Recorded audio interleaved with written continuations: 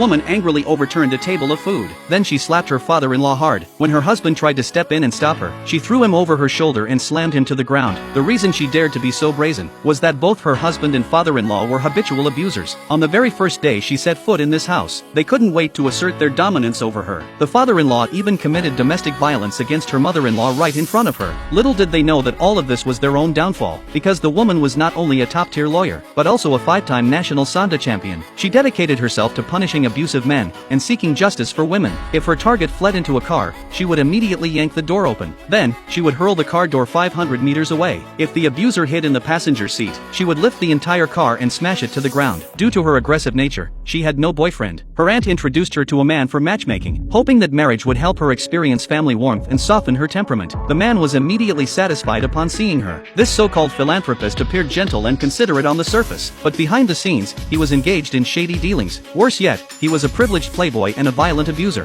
His ex-wife had been beaten to death by him. This woman was deceived by this man's appearance and planning to marry him the next day. Meanwhile, the man's family was already scheming to turn her into their obedient servant. Having just received a marriage license, the man insisted on taking her home immediately because all the household maids had been beaten away. He's going to put the woman in the maid's place. As soon as she stepped into the yard, she noticed bodyguards stationed everywhere, both in the front and back courtyards. She couldn't help but feel curious. It wasn't until the last remaining maid accidentally bumped into her that she sensed something was wrong. Terrified, the maid immediately dropped to her knees and begged for mercy. The man hastily lied, claiming that the maid's husband had abused her for years, causing her to develop severe depression. The woman believed him without question, but the moment they left, the maid was knocked unconscious by the bodyguards. When the woman finally met her in-laws, her father-in-law asked her to demonstrate her cooking skills in the kitchen. Meanwhile, he invited the extended family over as guests, and instructed her to prepare additional dishes. The long-suffering mother-in-law, fearing that the new daughter-in-law would be punished for failing, hurried to the kitchen to help, but the woman noticed the bruises on her mother-in-law's arm. The mother-in-law explained that she had fallen on her own, claiming it had nothing to do with her husband or son. The woman didn't question further, and soon, she prepared a lavish meal. However, just as the dishes were served, the relatives began criticizing her, complaining that 10 dishes were far from enough to satisfy them. They demanded 10 more.